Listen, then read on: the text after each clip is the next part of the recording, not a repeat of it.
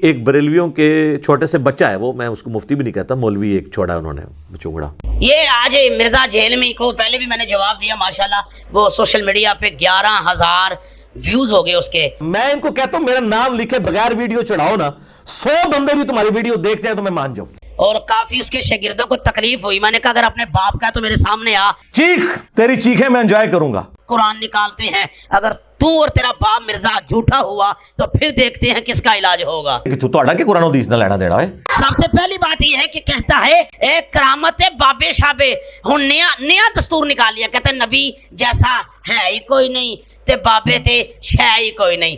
مزہ نہیں آ رہا ہے. میرے نبی سا ہے ہی کوئی نہیں، تیرے بابے تے شے ہی کوئی نہیں. مزہ آیا.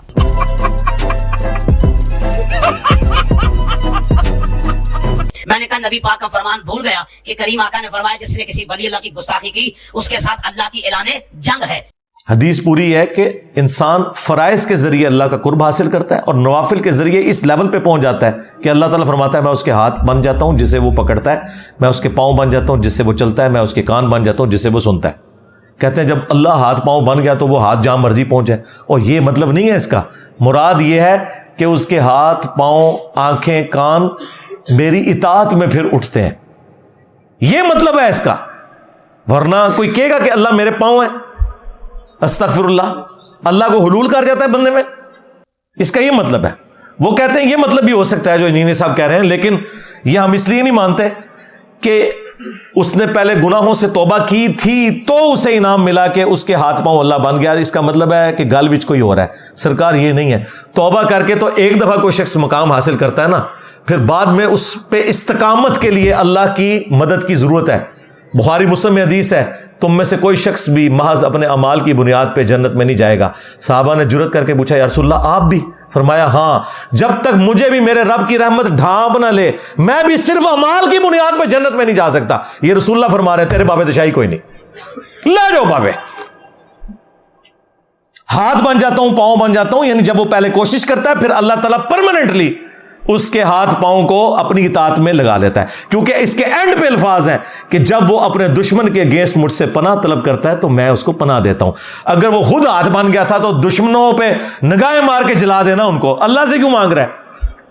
سنو دوسری بات یہ کہتا ہے کرامت کہاں لکھا ہے؟ ہاں دسو. آؤ میں سورت آل عمران میں، اور اس میں اللہ رب العزت نے ارشاد فرمایا اور اللہ نے قرآن پاک کے اندر کرامت کا ذکر فرما دیا ہے. علمی صاحب یہ قرآن پاک ہے، 3 پارہ سورت آل عمران. سورت آل عمران یہ تفسیر نعیمی ہے. تفسیر نعیمی کے لحاظ سے یہ دل کا رسول پارہ چل رہا ہے. ویسے سورت آل عمران آگے جا کے شروع ہوتی ہے، لیکن یہ تفسیر نعیمی ہے. تفسیر نعیمی کے اندر ہے. مرزا صاحب آپ اسے، یہ میں کیمرے والے بھائی کو بولوں گا اسے ذرا زوم کر کے دکھا دیں، انہوں پتہ لگ جائے کہ یہ قرآن بھی چاہیے، ادھر ادھر نہیں. اس طرح چیزیں نہیں بھائی ثابت ہوتی ہیں. علم کی دنیا ہے، یہاں آپ کو دلائل سامنے رکھنے پڑیں گے، مقدمہ پیش کرنا پڑے گا. حضرت عیسیٰ کی والدہ بی بی مریم کہتی ہیں، ان کے بارے میں آتا ہے کہ حضرت زکریا علیہ السلام دعا کرتے تھے اور کیا ہوا؟ آپ نے فرمایا اللہ نے اس کو قرآن بنا دیا. فرمایا زکریا علیہ السلام آئے، آ کے محراب کے در دیکھا. جب آ کے حضرت زکریا علیہ السلام نے دیکھا کہ اتنے بڑے پھل پے ہوئے جڑا موسم نہیں اس موسم دے بھی پھل پے موسم پھل. بڑے حیران ہوئے کیا یہ کی ہے؟ میرے رب نے مینوں رزق لیا ہے. آپ نے فرمایا کتھوں آئے نے رزق کتھوں آیا؟ اب بی بی مریم کہنے لگیاں اے اللہ رب العزت نے ہوا من عند اللہ قالت ہوا من عند اللہ.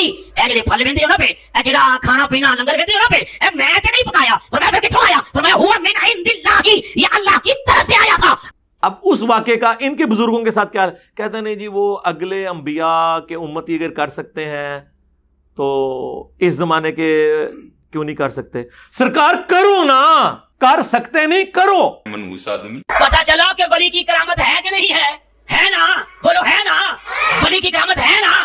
اب دیکھو یہ آگے تو جن کو بٹھاتا ہے، تو مرزے پیسے دے کے 500 دے کے بٹھاتا ہے. ہمارے تو طالب علم بیٹھے ہیں. میں بتاتا ہوں تجھے، مجھے یہ بتا قرآن کو کیوں مروڑ رہا ہے یار؟ تو پھر ہماری یہ ذمہ داری بنتی ہے کہ ہم ان کے جو یہ میکم نما چہرے ہیں نا، عجیب و غریب قسم کی گونے پہن کے اور بڑا اپنا روب ڈالتے ہیں، گرم تولیے ان کے منہ کے اوپر پھیریں تاکہ ان کے اصلی چہرے آپ لوگوں کو پتہ چلیں کہ یہ دشمن ہے اللہ اور اس کے رسول کے عز و جل و صلی اللہ علیہ وسلم. ہم نہیں کہتے کہ بدنیتی کی وجہ سے ہوں گے، انجانے میں ظاہر ہے. وہ تو انہوں نے خود ہی بول کے کہا کہ ہم 1500 سال سے اپنے بزرگوں، اور کیڑا 1500 سال تو تھوڑے بزرگوں کا دین ہے؟ نہ آپ کے عقیدے قرآن سے ثابت، نہ آپ کے بخاری مسلم سے ثابت. کیڑا 1500 سال؟ 1100 سال کیا کرو؟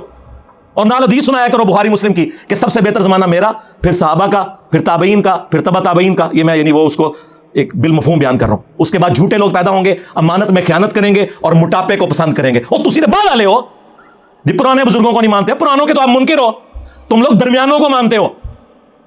پرانے ویسے تھے جیسا کہ ہم ہیں. کون سے عقیدے تمہارے قرآن و سنت سے ثابت ہے؟ میں کٹر ٹھیٹ انفی. کیڑا انفی؟